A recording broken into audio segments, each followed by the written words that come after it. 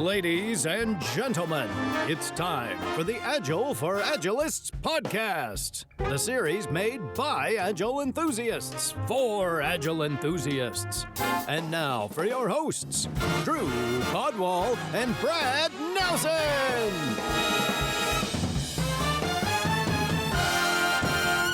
Hey Agilists, it's Brad, and in this episode we're joined by Brian Link, who is going to share with us what he's been working on in relation to the Agile mindset and highlighting desirable behaviors, as well as have a candid discussion on our observations in the industry. So without further ado, I hope you're ready for another lively episode of the Agile for Agilists podcast. My name's Brian Link. I'm an Agile coach. I've been doing technology in one form or another for many years. As a computer science guy, I went to Boston University, and I started as a consultant, a programmer for probably 13 years. My first job lasted 13 years. So I did about anything you can imagine, technology type stuff. Actually traveled all over the country. It was an amazing sort of first job that you could have. I was exposed to 1,000 different things. And I'll tell you more about that later, because I've actually started thinking that it's part of how I learned to be agile in the first place, way back in the 90s, which is mind-blowing, I think. In any case, I've done a whole bunch of different things, and what you'll find is that Agile coaches always have a different, unique story to tell. We don't ever follow the same path to become an Agile coach. And so my path led me through consulting, in through internet startups, through big enterprise B2B software companies, and then back to sort of consulting and building my own startup from scratch. And so I'm happy to kind of share a little bit of anything of all these stories today about how they might even connect to some of the stuff I'm doing today, which is about really dwelling on the Agile mindset. Why does it matter how people think today? And I got a lot of things to talk about there. Yeah, I think that's an amazing place to start and evolve on. It's the age-old argument of like, do you do Agile? Do you be Agile? Is Agile a mindset? Doing versus being, right? Yeah. I do want to say though that, I don't know if you guys had to do this, but I remember when I got called to become a made Agile coach, I had to pinprick my finger, put a little bit of blood on a card from a story point card, and then they burnt it in my hands. You guys didn't have to do that? There are some very deep seated traditions. Everyone has to kind of go through that rite of passage, I think. You're right. It is not easy being an Agile coach. And I think actually the world's making it harder right now. If you've noticed all the news lately with Capital One last year, all the layoffs, all the craziness happening in the industry. And I keep a foot in the door, always looking for whatever's next. And the jobs are different these days, and the rates are down, and the whole world is like, maybe Agile coaching is a skill set, not a role. And so that's kind of why I decided to start building my own business, to be like, all right, maybe there's a way that I can figure out a way to navigate whatever's next. Yeah, that's the $1 million question. Well, and you can never predict, right? So you got to be like, well, what's the thing that remains? Like, frameworks come and go. Big businesses have like the latest trend or the latest certification. Those things come and go. But that's what brings me back to the ways of thinking. Like, what are the actual principles of the mindset itself? Like, that's the foundation that I don't think's ever going to change. Yeah, where I'm at right now, this is actually the first time that I really feel like I've been given the space and people hold the space for those kinds of conversations without me having to like fight tooth and nail for it. Oh, isn't that beautiful? People actually want to learn, and they're passionate about like, hey, how can I do this Agile stuff better? Like, that's just like pure gold for an Agile coach, isn't it? Yeah, definitely. I have a lot of thoughts on this too. And I mean, we're in the same market, Brian, so we probably see it more similarly in our interactions with people. But even talking with many of my Scrum trainer friends, it definitely seems like Scrum is like been king forever. And it seems like they're starting to trend down. I'm not going to say they're going away or that they're still not going to be the major framework. Yeah. But, SAFe still seems like it's on the rise. Scrum seems like it's going down. And I think it's because Scrum hasn't kept up Yeah. with the industry. And if anything, they keep simplifying the Scrum guide and they keep trying to make it apply to anyone and everyone.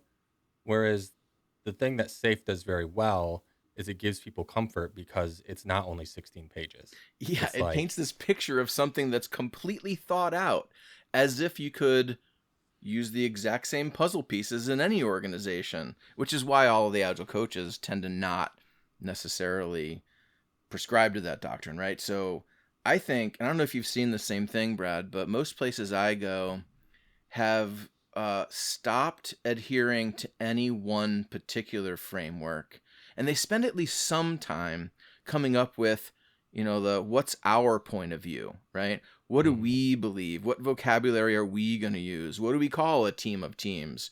And maybe people steal a little bit of stuff from SAFe.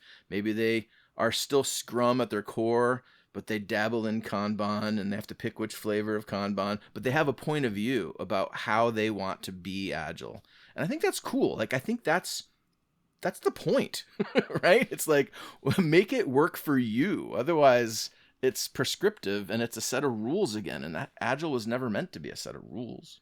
One of the things I'm starting to see and really starting to realize, it used to be that, you started with a single Scrum team. It was bottom up. Everything was bottom up because the top was not ready, right? And not just the top, that middle layer wasn't ready. And the in between the middle layer and the bottom level was not ready, right? So let's start with the single Scrum team. And you would grow that outwardly, through innovation, riptides and whatnot. And people would start to lean into it. And then it stalls at one point because the barrier to entry now becomes too significant. And that's when it stalls out. What I'm starting to see, though, is the people looking at it from a top-down approach, right? The business agility approach, right? Oh, I love that. No, you're right. And I think it's gaining momentum. And that's what you're trying to say, I think, right? Is that there's more acceptance of this top-down and bottom-up approach at the same time. Yeah. And if you ask any Agile coach, an Agile transformation can't be successful unless you do both. Yeah. And that's where, like with Scrum, like if I started a small company, right, where we were startup, maybe I had 2 or 3 Scrum teams, using the Scrum guide makes a lot of sense. But once you mature, or whether hopefully you mature into something that doesn't resemble lots of silos and whatnot, but at a company that has lots of silos, like maybe they're 200, 300 people large, they've been around for significantly longer than the digital era. I don't see how Scrum actually can work unless the business layer has already shifted the way they fund their work, more aligned towards product-based budgeting as opposed to project-based funding. That's so true. And those are kind of business and top-down type principles. And usually what you're implying here is that a lot of the Agile work is with the technology teams, right? It's the product development people. And what the beautiful thing about business agility is that it's saying all these ways of thinking and ways of working lends itself to anything you do. I don't care what kind of outcomes you're trying to generate. If you're on the finance team or if you're on the marketing team, there's no reason why you shouldn't be thinking iteratively, worrying about your customer, whether it's internal or external, embracing the idea that failure is not horrible, it's learning. All these things are just ways of thinking. It doesn't matter where you are in the company, you should be able to apply them. The other thing you're implying here is that companies are horrible at defining org structures that make sense to match them as they mature. Well, they're using antiquated models. This is something I've said before, like back in the middle of last century, right? When we were building bridges and dams and highways and airports and telecommunications networks. We had a lot of people who were doing a lot of work and a lot of different types of work. And we didn't have like Office 365 or Slack or Google Workplace, right? We didn't have shared calendars back then. We didn't have instant messaging.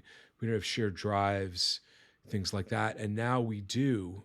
We don't need those silo-based structures where the lawyers have to sit with the lawyers and the doctors with the doctors and the technologists with the technologists and whatnot. And because it slows down a value stream. And 100%. It's hard for people to relearn a new taxonomy for how to store your buckets of data, right? Let's look at people as information and data that make up the business. And who was it who said that any organization building technology, that technology is the architecture is going to align to their organizational structures? Yes. Right? Conway's law, one of those. Yeah. Conway's law. Yeah. That's why you've got to take a look at that organizational structure. And doing that requires taking a look at your mindset and first realizing what got us here, what got me here, right? Or how I got us here, whatever you want to say, isn't what's going to get us there. Yeah, it's the phases that a company has to go through. And, I think the best transformations will sort of categorize them into phases. Like, okay, fine. Do your early adopter phase where it's just, let's make the teams awesome, right? And let's get some momentum. But then you have to figure out how to scale. You have to figure out how to get people in the business plugged in. You have to educate people all over the place. You have to have, whether it's Cotter's guiding coalition of people elsewhere, matrixed in the organization as champions, or it's just reorganizing to match your value streams, to match your products. I had this interesting thought the other day, and you're reminding me of it while we're talking about this org structure stuff. Every single big company, and you guys, I hope you have an example to prove me wrong. It feels like every single big company, like measured in thousands of people, acts like they have infinite people and resources. And they don't even think about a WIP limit for how many products, services, capabilities they should provide to their customers. Like, if you put a startup mentality hat on, which I can't help but do, it's like what I live, right? Like, which products are working and which ones aren't, right? In a startup world, you just kill the stuff that's not working. But companies don't do that. They just keep on keeping on, keep on doing all the things, even if some of them stink. Yeah, this is something I've been really reflecting on, and I actually started reaching out to some people on LinkedIn because I don't have a lot of experience at big tech companies. But I do have a mostly Fortune 500 experience, probably to a fault. But I see these things online and where it's like, oh, this company who only has essentially one product, they have 7,000 employees and they're using microservices or micro front ends to do this. And it's like, there are benefits to that for sure, to microservices, micro front end, CI/CD pipe, all that stuff are great things in of themselves. But I have to wonder, if you only have one website, do you need 20, 30, 50 teams all working on their own widget at the same time? Yeah. That order of complexity, I think, in general, we make things too complicated all the time. Too many teams, too many people on a team, too many stories in progress at the same time, too many managers associated with the team. It's hard to do more with less. But somebody was just saying this, that one big company did a whole bunch of layoffs. Maybe it was Jack from Square, right? He was saying in the early days of Square, they laid off a bunch of people and they expected to slow down, but they actually sped up because there was less people, less conversation, less relationships. It's Metcalfe's law, right? There's too many relationships that slow things down. You can actually be more productive if you right-size the teams, right-size the products, and build an organization structure that aligns to what your purpose is. So I think it was Reed Hastings that you're referring to at It might Netflix. And what he was talking about there was that, you're spot on, but, for specificity, that's a word that I struggle with.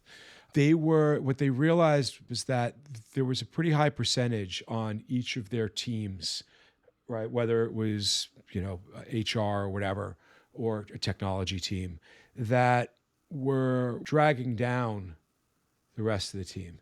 They didn't realize yet at that point, but so they removed that Oh, they were waiting for people to quit or resign, and they realized when they just gave people easy exits, they had better performing teams. Well, I think the work had doubled for them or tripled in some regards, but yet the job satisfaction went up as well as the output went up because they no longer had to work around these people that were holding them back. Yeah. Well, and that's psychological safety. That's one of the core mindset principles, I think, that everyone knows in the Agile world, right? That if you don't have safety on your team, you're not even able to work at your full greatest potential. Yeah. And have you guys ever had this where a manager just comes to you and they're like, by the way, I hired another developer for your team? Ah, no, And you're dude, like, you're going to set us back. I needed another developer? Like, I didn't know, but Right. sweet. Right. Yep. There was I saw somewhere people put a brilliant measure, like when everyone was in their own set of desks face to face, they had an information radiator, number of days since the last time our team members changed. It was like, let's put this in the face of all of our managers to be like, this is a disruptive metric. We want this number to grow and not be single digits like it's been. Yeah, I actually recently just had somebody tell me that the art that I'm coaching is we're going to take a Scrum team from another art and add it to our art. And my first reaction was manager giving you another developer. But then when I actually examined the situation, I was like, actually, this is really beneficial to us. Well, it makes and a lot of that, sense. and when you talk about that sort of problem space at scale, right? Agile release trains and large teams of teams, what is always still a struggle, I think, in a lot of companies these days is that you still don't have all the people you need to own the whole value stream or to own the whole product group because we have so many interdependencies in a large organization, right? How many UX people do you have to spread around? How many solution architects do you have to spread around? What about that core platform? Like we have to share all those people across all of our release trains. And so you still have complexity. You still have all these really, really difficult problems that are hard to solve. Yeah. What I'm finding in this specific scenario is that once we really sink our teeth into business agility and the right people are bought into it so that epics and features are well written, well split, well sized and whatnot, that the efficiency in the way that the arts and the teams within the arts is just going to go way up because now instead of getting these big giant boulders that are being dropped into the Scrum teams, they'll have more of a polished stone. And a flow. Yeah, exactly. That's what I'm banking on. That's where I'm like holding my breath for that. That's like the holy grail, right? If you have a process that is predictable, where even in the upstream, ideation through all the way through delivery, like it all matters. Every single step becomes a potential bottleneck. Yeah. And that theory of constraints, like, wherever your bottlenecks are is where you got to work. Yeah. I can't really talk about the who right now, but it's one of these companies where you would be amazed to realize like just how well things are evolving from a business agility perspective. And I can't wait to be able to kind of like unveil the big who, So, I love that. I as an Agile coach that likes to critique our scaled Agile friends, I always go, how many case studies are there of people that are really doing the scaled Agile or teal companies? If you want to go in that direction, like there's only so many just amazing, tremendous Agile success stories. Yeah. Which I think is really funny because there's a brilliant article just a day or two ago. Steve Denning, who writes for Forbes now, put out an article, right? Did you see it? It said, all of the world's most valuable companies are Agile. And it's kind of like, duh, like, Google does Agile without saying they're Agile, and so do all the other big companies. But like, the list is long of the top 100 or whatever. And I just kept thinking, okay, I've been inside enough big companies to know how screwed up and dysfunctional they really are. So that left me thinking like, the world is going to still need Agile coaches. Like there's a lot of work left to be done, especially at scale. Never mind the messy middle of all of our poor middle managers that are rarely trained or told what to do in our Agile worlds. Yeah. Yeah. I would say, like, I throw an asterisk on those. Is that I've read articles about companies great agile transformation that I was at, and Mm. I'm like, I don't know who wrote this, because like I'm looking around like I'm not seeing this. And I've Yeah. worked with a lot of big tech companies as well as a consultant.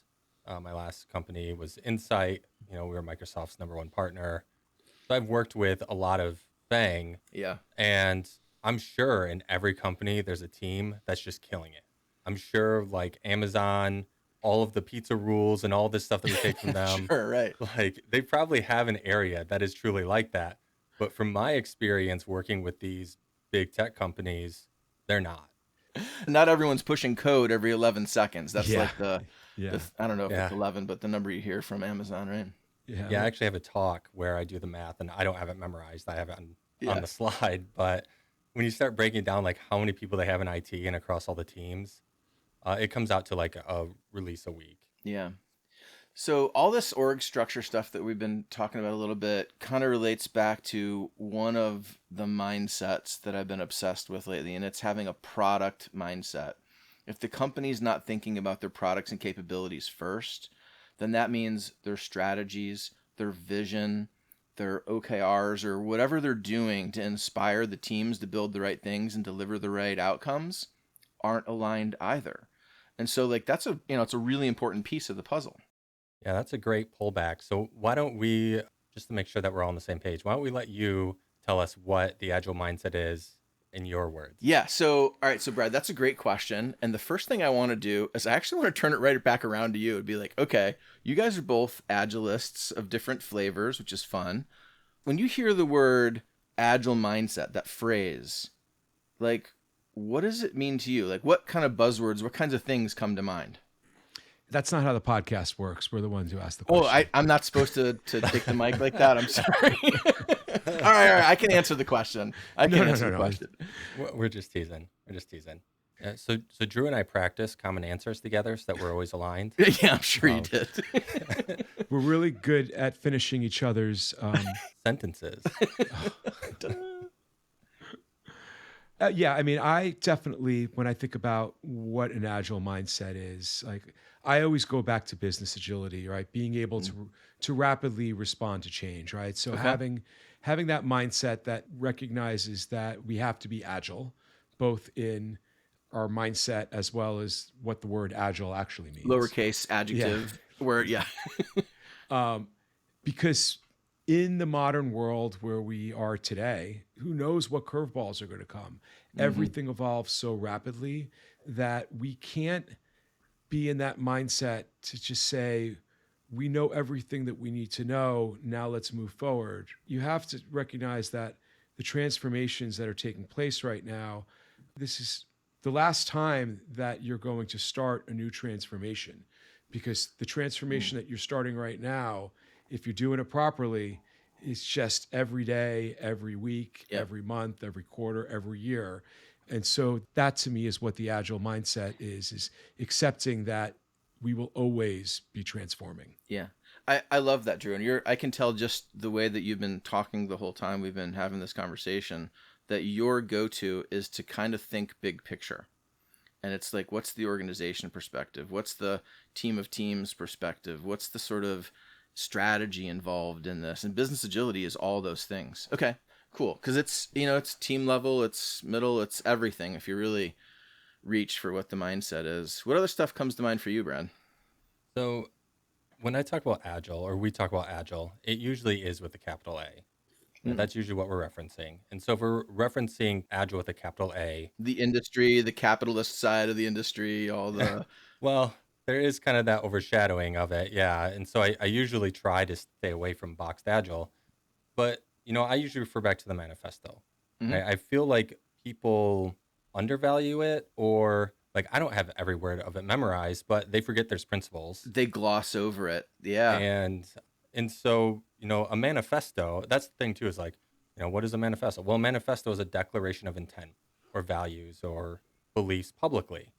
And so if someone has an agile mindset, to me, they're committed to those 4 values and those 12 principles. And they're saying, I'm going to live my life to the best of my ability according to these values and principles. Yeah. And what we see from that are certain behaviors that are demonstrated. We always try to jump to the practice, but without the principle behind the practice, we don't understand why we're doing it. 100%. You and I get along really well, Brad. And I can't help but look at the principles and think behaviors. I think people who maybe spent 20 years building waterfall solutions look at Agile and they go, oh, I see a new set of rules to follow. And it feels a little bit more like prescriptive instead of behavioral, basal foundation mindset type things. But if you look at Scrum or you look at modern Agile or you look at even extreme programming, they all come with principles. And that's a good word, right? It means like, this is like how you should think. And so I think I always like to just say it's a modern way of working without using the word Agile, because you can't say Agile sometimes to executives, right? But it's also our modern way of thinking. I think that's almost the more important side of it. So I agree with you. The manifesto is perhaps the foundation of everything. And you can probably make an argument if I pushed you to like find all the things in some of the words in the manifesto. But if I said, where is lean software development and eliminating waste? It's kind of in there, maybe principle 10, maximizing the art of the undone. Right. It's there, but like, it's maybe not as prescriptive, not in the same way that some of the maybe XP principles might talk about things, or the way that the Poppendykes would talk about lean software development or things like that. And then there's whole other things that are newer disciplines like design thinking. Like that is such an important aspect of being Agile these days.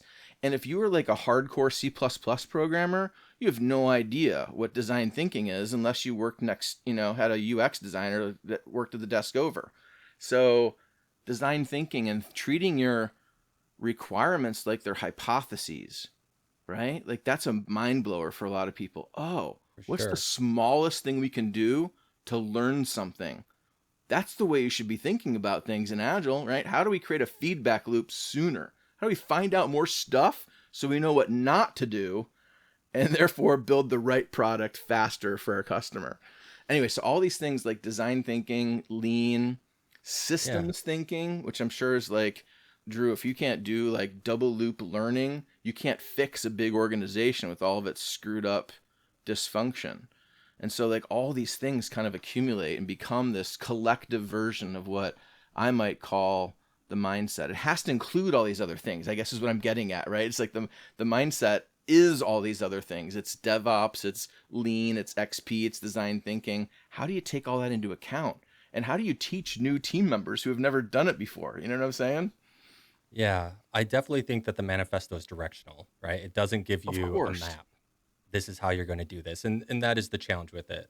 It's an easy concept in theory, difficult to implement. But a lot of these things I feel like get glossed over, like design thinking or product thinking. People tend to think of Agile as, we're just iterative. The first principle is by far my favorite because right in it, it says our highest priority is to deliver value to customers. Yeah. Like, what is that? That's product thinking. That's design thinking. Yeah. And it says that we're going to do it like through early and continuous delivery or something like that. Yeah, valuable software, right? Or value, right? Yeah. Or Scrum. I beat up on Scrum all the time. I do like Scrum. It's just purposely incomplete and it gets abused. So it's easy to pick on. Understood. It doesn't have any sort of technical excellence in it. That's a principle. Yeah. Right? Like, DevOps, you could argue is a principle. DevOps is really a growth of XP in a lot of ways. I mean, they were working in agile ways and they were applying XP principles and they grew into DevOps. And then speaking of DevOps, the 3 ways are my favorite way to describe agile because they're the easiest to remember. Yeah. So flow, feedback, continuous improvement. You say that, it applies to any flavor of agile you're talking about. No, I love that. And continuous improvement has to be one of the most important foundations. And there's also, just like you're saying, there's these indirect things that are implied. You kind of can't have continuous improvement unless the team's empowered to own and change their own process, which means they have to be in an environment, in a space where they get to do those things. So it's funny how there's so many things that are just interconnected that I think make up this sort of web of agile mindset things. Mm-hmm. So when people ask me what the agile mindset is, first of all, I pointed to my blog, like, here's where I wrote about it. But the short list, the bulleted list of 7 things, we've already talked about all of them. It's an iterative mindset, a product culture, a customer-centric mindset, a culture of learning, a culture of experimentation, a culture of continuous improvement, and a culture of psychological safety.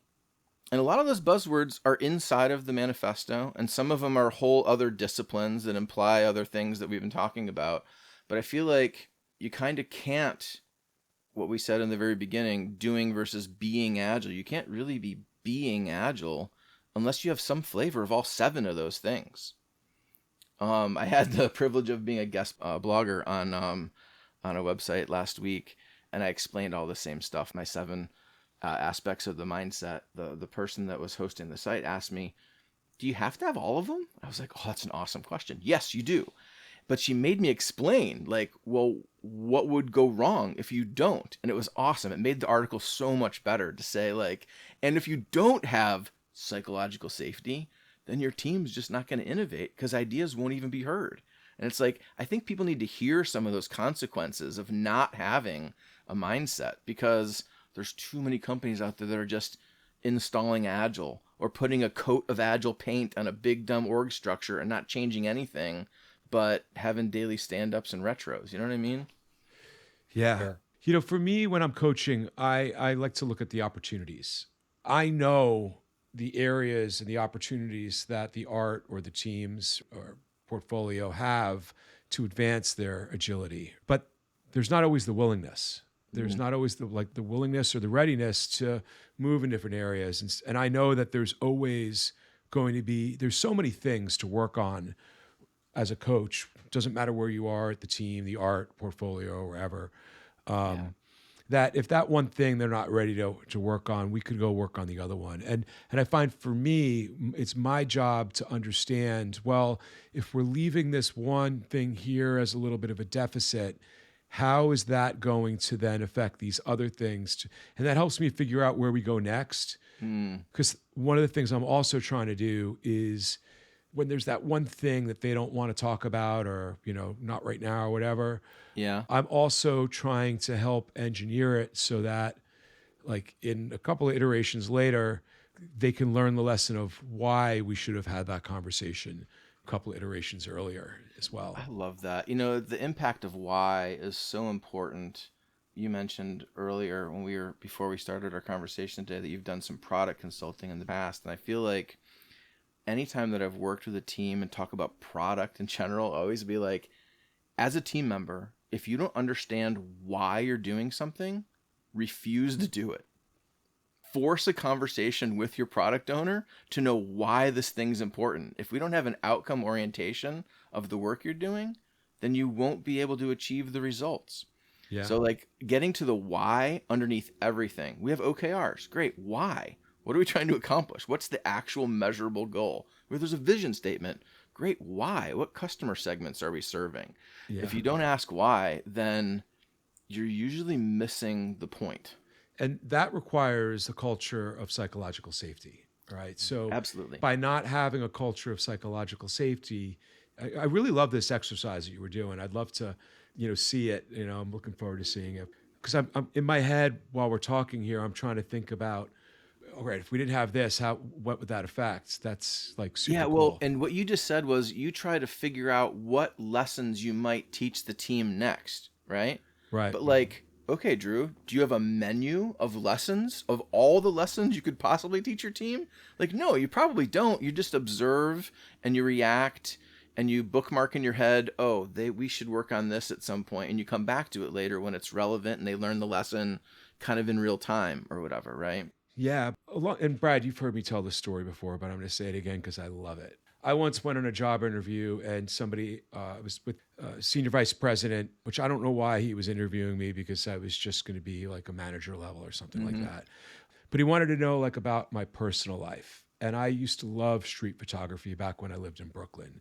And I Cool. started to tell him about street photography. And I never thought about it in this way, but I started telling the story about it in this way, real time, while I was in the office. And I said, the thing you need to have in order to be a great street photographer is you've got to be very observant, because the patterns that emerge that lead to a great shot, they emerge rapidly and they go away just as fast. So Yeah. if you understand the patterns of the time of day and the patterns of the pace, or the patterns of the location within Manhattan, are there tourists? Are there locals? Are they going to Yep. come together? And I was What like, stands out? What's interesting? What's Yeah. unique? Right? so I said to him in that moment, because in that moment I realized, like, whoa, you've got some gold here. And I said, and that's what makes me a great, and back then it was project manager, right? Is that Yeah. I've seen and experienced so many patterns that I'm able to assess the patterns as they're emerging and get Yeah. an understanding of, what should I do about this pattern? Do I let it marinate for a little bit? Do I make it a teachable moment? Yep. Do I need to escalate it? If I'm going to escalate it, then to whom, and what's the best way? And so, the idea of like having a menu of things, like I do kind of have that, right? Yeah. Now, I'm not as, You draw from your experiences of things you've run yeah, across before, right? Yeah. yeah, I love what you're just telling about that, because I've blogged about something very similar, completely different context, but I love the street photography analogy because it's artful, right? Yeah. It's like, I actually call it the art of noticing. and technical Right. So- too. Yeah, it is. It is too. Like, obviously, like as you frame a picture, there's an absolute eye for that. But the first thing you did was notice that it was beautiful, or it was worth taking a picture of, or that it was distinct or unique or not usually here at that time or something.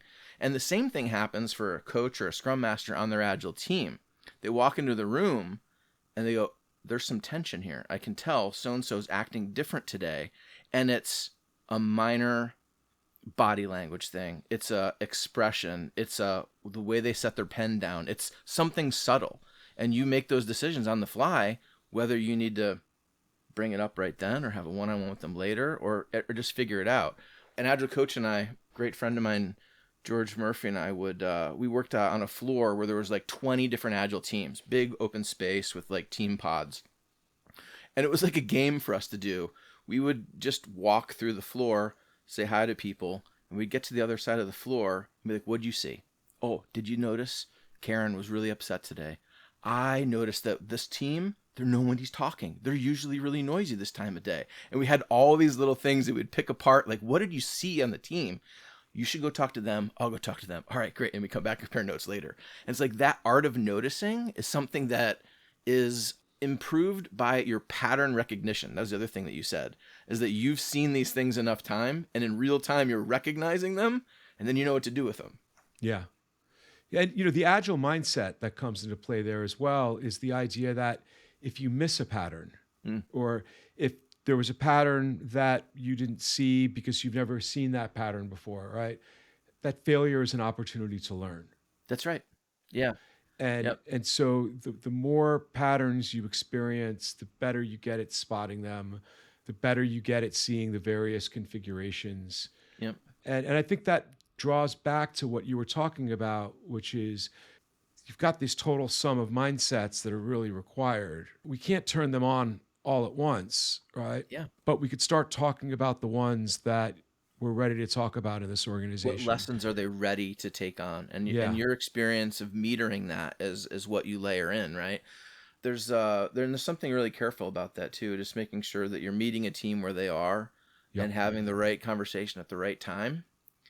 Yeah, if you don't recognize the pattern, you will learn. And just all agile coaches, all we really are is an accumulation of all of our stories, and we Yeah. repeat them at the right times to the right people to help improve somebody in a different way. And sometimes they're twisted and turned in radically new ways that weren't the original purpose, but it helps create a lesson for somebody else.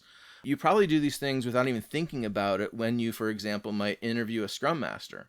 If they tell you, I've only ever worked at Nationwide Insurance for 20 years, and I've only ever been on 2 teams, you've instantly drawn a conclusion they probably haven't seen enough screwed up dysfunctional things or different shapes of teams or different types of experiences to know what kind of level of maturity they have experienced in their ability to grow.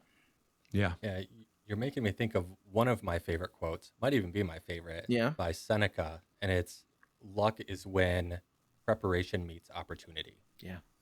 Luck is maybe a very generic, broad term here, but when you think about it, it's like, oh, you're so lucky that you get to work with these teams that are ready to learn this stuff or that are willing to take this stuff on.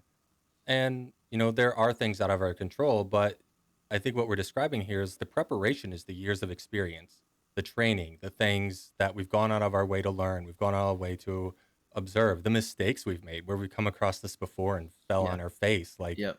Huge idiots. That's the preparation.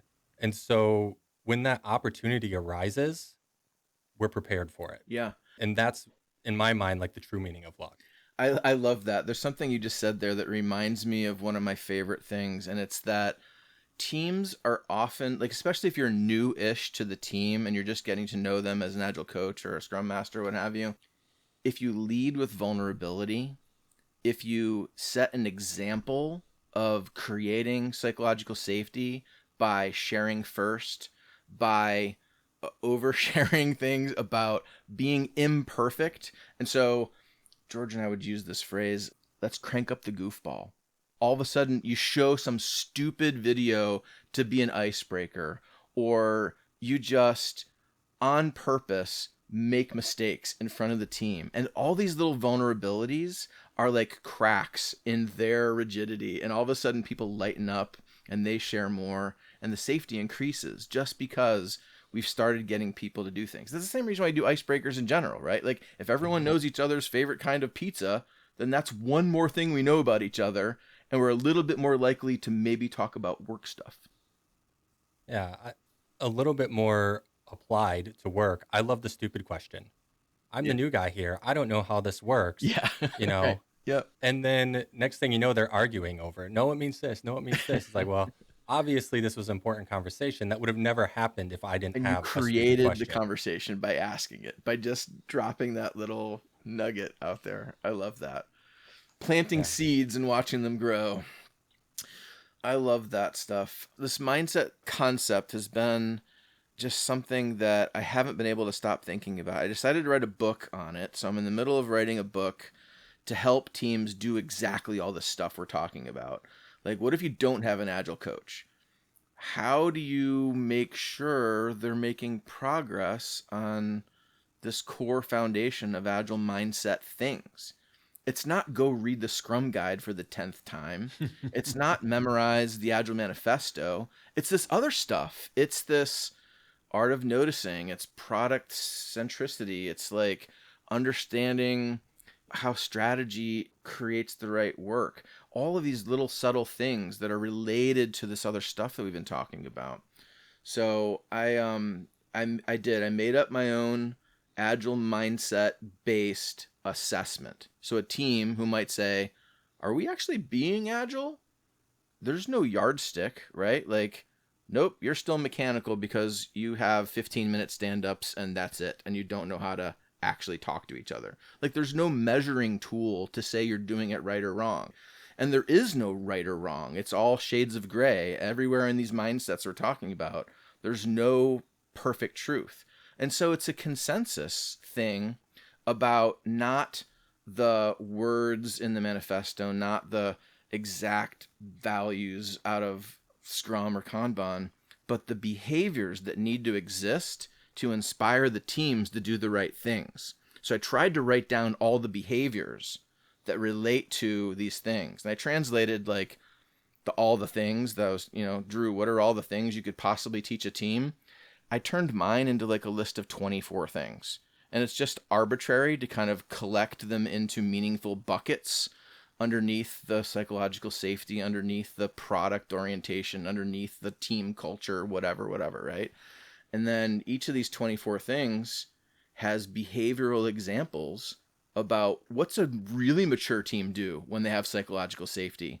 Well, they share like crazy, and everyone speaks an equal amount of time, just like David Marquet says, right?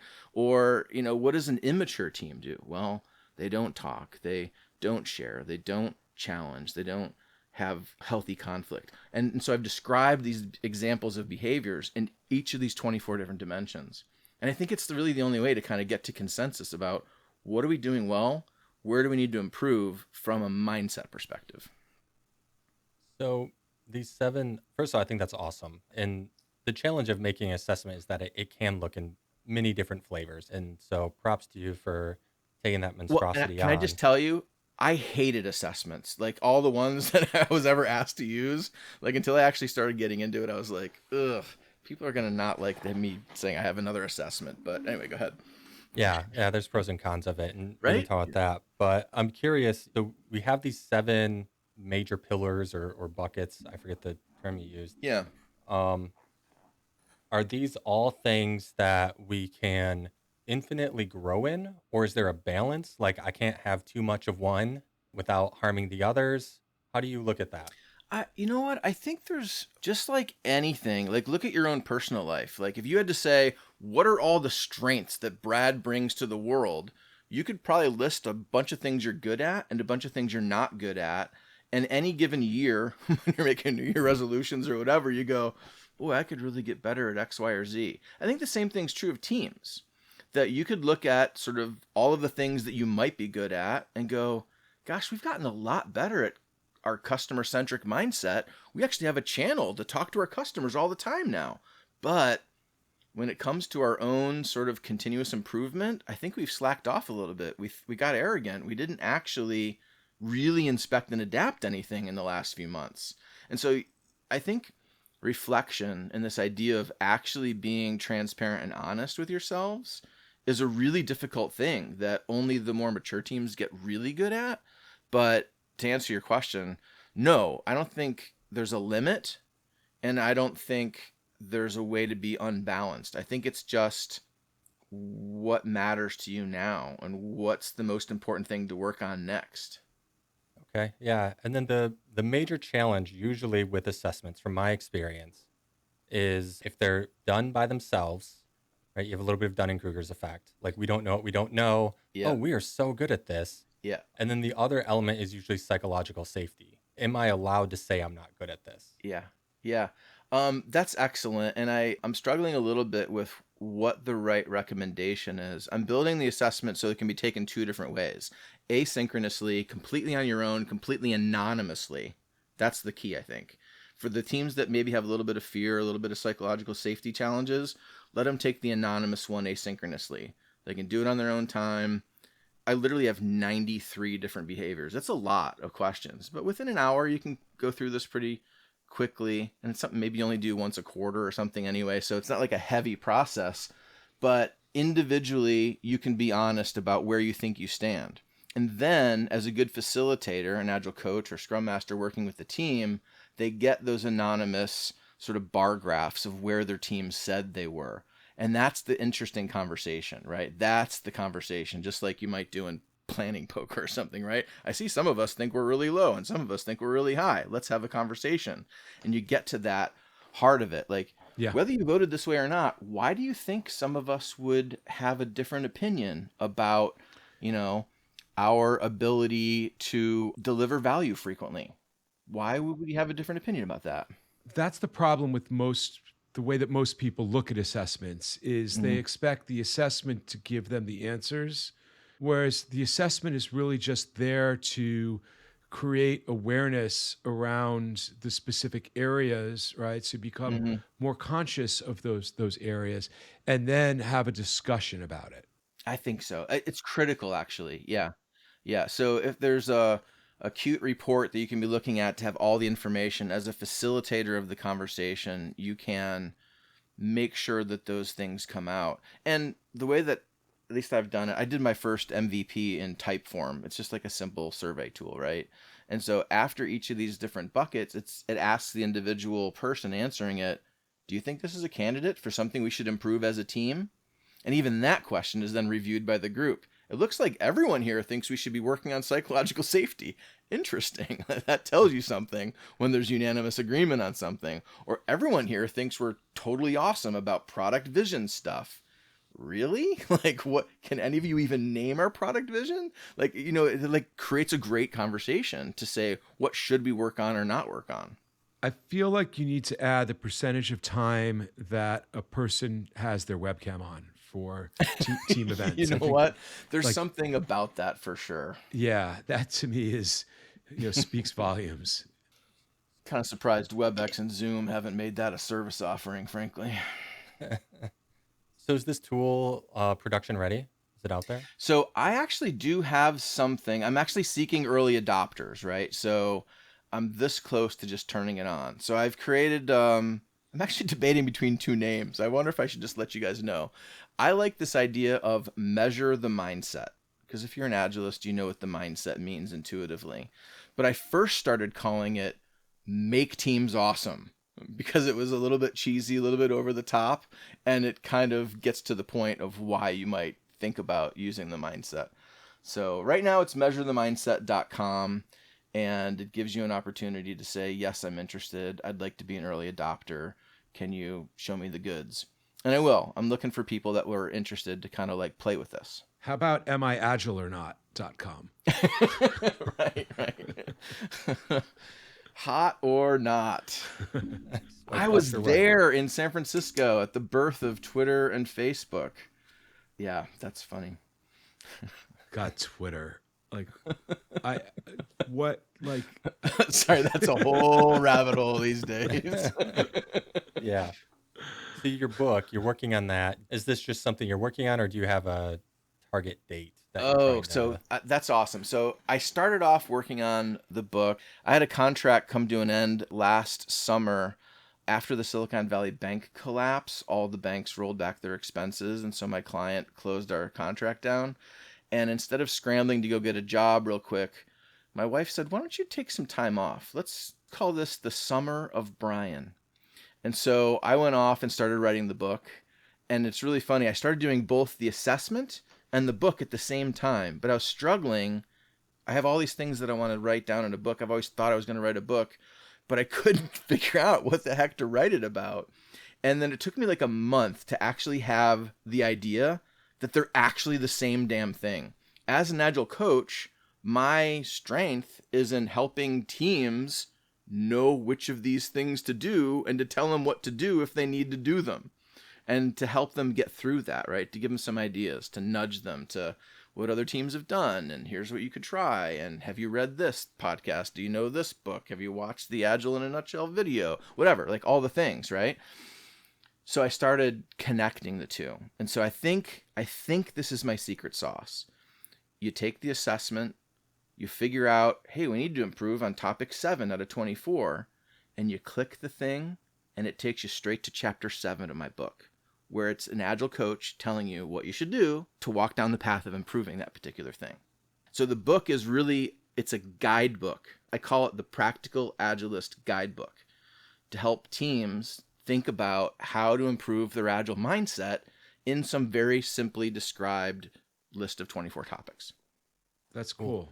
That's really cool. So I'm hoping like the book is useful just on its own for anyone going, I'd like to just improve Agile mindset stuff and kind of dive into that without any context of framework or anything. Just like these are behaviors and, ways of thinking and modern ways of working and all the lean design thinking, scaled Agile, DevOps, all the things squished into one. Like, let me learn about stuff that might be helpful. Or you might find me through taking the assessment and realize that, without an Agile coach or without somebody to actually walk you through it, maybe you've got part of the way there by reading the corresponding chapter. One of the things I always say is that it's our thoughts and feelings that either lead to action or inaction. Yep. So it makes sense that the place to start is the mindset, because if you want to change your behavior, if you want to create a habit or improve your habits, the first place to start is, well, what's my current mindset right now? And how do I feel about that? How does that make me feel? Yeah. You recognize the feeling, right? You give it a name and then decide what you're going to do about it. What is your behavior change to adapt, to cope, to find a way to persevere. I love that, Drew. That's really cool. So this is your second book? I did write a book. It's like my first book was more like a picture book. It's called agilemisconceptions.com. And I wrote it again in the spirit of a lot of my blog posts. People always get things wrong about Agile, right? So Agile makes you go faster. No, it's not making developers type faster on keyboards, but for some reason people think it makes you go faster. There's no documentation in Agile, like all these kinds of things that you hear about. So I decided to write them down, and then I provided, it's like 20 or 30 pages, but it's 100 megabytes of a download. It's for free on agilemisconceptions.com. And it links out to a bazillion different third-party sources.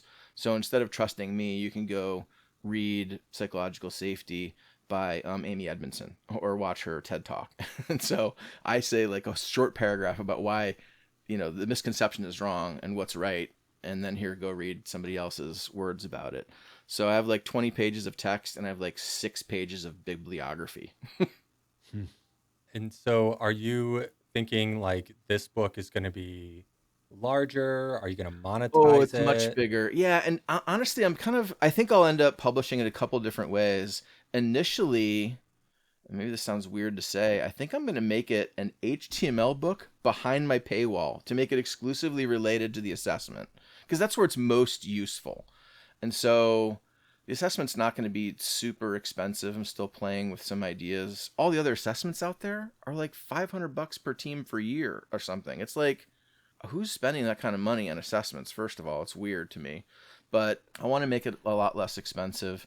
And then maybe it comes with the book, or maybe you have to have a subscription to keep the book, or I don't know what. I'm toying with some ideas, but it lends itself really nicely to be clickable, right? So like if it's a PDF or if it's an Amazon download or a printed book, you obviously can't do this, but it's media rich. So I'm baking in, like one of the things is describing the Tuckman model. Well, there's the picture of the Tuckman model right inside my book, right? I want to have all the things. Here's the video, an embedded TED Talk right next to the Psychological Safety chapter. And so I want it to be really multimedia rich. And so I think hosting it online would be a fun thing to do, and then figure out how to make the print version later.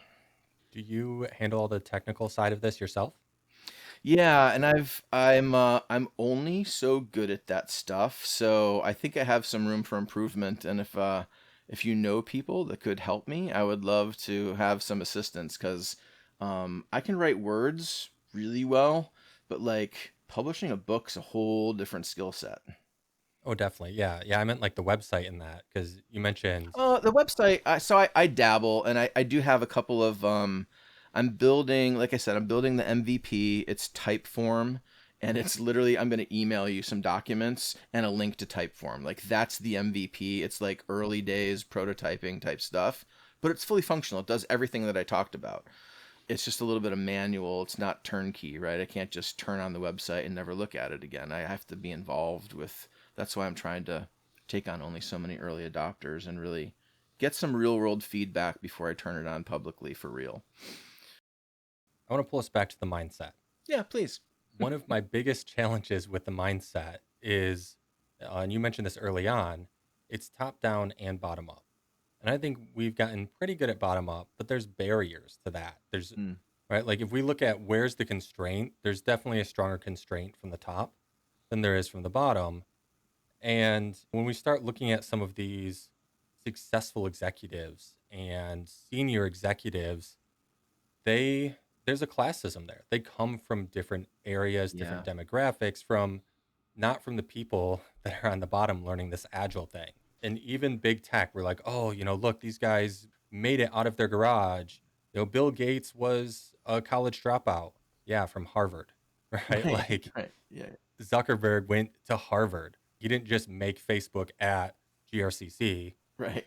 Yeah. He was in Harvard. And so when we start looking at these people, it's like they are learning these behaviors and they have their own mindset that's passed down in their circle, in their network. The executives help form the culture of the company. And unfortunately, there's an awful lot, I called it Agile paint earlier, and there's people that are installing Agile, And in those companies where it's not successful, it's usually because some of those senior executives don't think they need to change too. Or they don't realize that the words they say to their direct reports get filtered down to the direct reports below them and change the culture. That word culture came up so many times in our conversation today. I have to mention this thing. It's one of my favorite stories. I worked for a brief period of time, a little less than a year, at Chef Software. They've since been acquired and whatnot, but they were this great little beautiful DevOps company based in Seattle. And there was this quote about what is culture. Like, it's a mysterious thing, just like the mindset's a mysterious thing. What is culture? And I think it was the community lead there, the all open source stuff. He led all the open source stuff. He said culture is nothing more than the sum total of all of the conversations of all of your employees. I thought that was really profound. It basically means you are all the culture, and you can change it by changing the way you talk, the way you talk to each other, the way that you imagine the future of your company, whatever. And executives have a greater influence, obviously, but like, it's just the way the company works. One of the things along those lines that I keep on bringing up, and this is kind of new for me in thinking and behaving in this way, is that, along those lines, like, I am preemptively talking to the leadership that I'm working with. And I promise them one thing, and the promise is that once this team starts evolving, right, once this art starts evolving, the timer is now ticking away to where they evolve to a certain point where they're able to communicate the bottlenecks that you are imposing onto them. And that what's going to wind up happening when that happens is either you're going to lean into it or you're not going to lean into it. And so we could either start talking about that now or we could talk about it later. But unless you realize that this needs to be a conversation in order for what the thing that you want me to do with those people over there is going to work or not, like, we have to agree that at some point in the very near future, we're going to have to start talking about the behaviors and the thoughts and feelings, right, that are going to come about when somebody drops a hot potato on your lap and says, you're the only person who can fix this. Yeah. Ken Rickard has been saying this to me a lot lately, and I'm probably butchering it, so sorry, Ken. But it's essentially like, how do you work on the system, not in the system? Yeah, that systems thinking perspective, right? Like, beyond the team boundaries, beyond the product boundaries, like, I find myself as an Agile coach saying, like, are we doing the right thing for the good of the company? And all of a sudden people go, oh, yeah, that's part of my responsibility too. Like, we have to be doing the right thing for the company. And that's a big picture systems thinking perspective.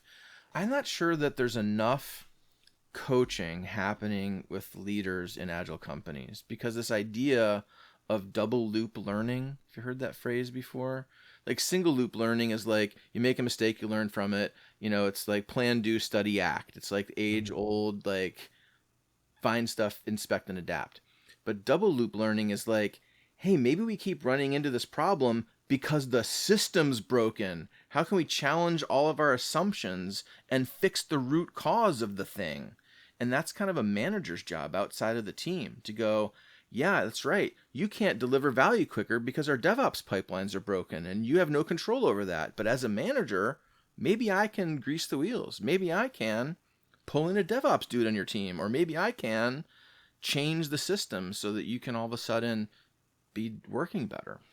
That's what I talk to coaches and Scrum Masters a lot about, is that, when you're getting frustrated because there's an anti-pattern that you're unable to influence, or an anti-pattern that keeps on coming up over and over and over again, it's frustrating, right? Yeah. But if you flip the script on that and reframe how you're thinking about that to, this is just a puzzle that I've yet to figure out how to resolve efficiently. Yeah. And start to gamify that degree where it's like, I get another opportunity today to set up the chessboard again, Right. or the Yeah. puzzle again. And I get to try new ways of approaching it. And someday I'm going to get it. You ask the how might we questions, right? Yeah. But I've never thought about that from that double loop perspective. So Well, and cool. that's just like I think it's what they might train managers to think about when they're like, this is your job. You have to think in new ways in an agile environment. This is what you should be, your words matter, your role matters. I think our poor middle managers have been neglected in a lot of our agile transformations. Like they're not taught what to do, but literally their job changes. A lot of the folks in middle management have gotten to where they are because of 20 years of the way things used to work. Yep. And so, right, they had to pretend to know all the things. They had to be awesome at all the stuff. They had to communicate upwards and beat people up downwards. And it's not like that anymore, right? It's create a space for success, create the right environment, notice the things that are wrong, figure out how you can connect the dots better for people. Like all these things that make big picture sense and not just scrutinizing individuals on teams trying to do their jobs. I bring this up a lot, and I'm going to bring it up again because I see the book behind you, Nudge. Have you read I that literally yet? just got it. I was like, why have I not bought this book yet? Yeah. So, yes. It's phenomenal. Yeah. Let's set aside some time to talk about it after you Cool. read it. But Brad, this is where the elephant rider path that I keep on bringing up came from is Nudge. Gotcha. Yeah, that's excellent. That elephant rider path analogy is used in one of my favorite talks in the last year, the Business Agility Institute, which if you're not connected to, you need to be. It's fantastic. They did sort of a beyond Cotter. So like, what's the modern way to think about this. Right? Oh, Yeah. It's awesome. And they basically take their sort of, wheel of behaviors for organizational change and business agility. And like, how do you choose the right things to work on in your organization? It's really good. So I went to Business Agility New York last year, Yeah. where I saw. Were you there? I was there. Yeah. Oh, that's amazing. Well, we missed Yeah. In opportunity. like April or May or something. Yeah. Yeah. I I've been actually 3 or 4 times. cried a little bit during Yeah. that. Oh, I get all that emotional too, yeah. presentation, because I was like, oh my God, this is so on point. Yeah. It's powerful. And the way that I tell this, remember the video for No Rain by Blind Melon with the dancing bee, the Sure. girl, Yeah, right? yeah.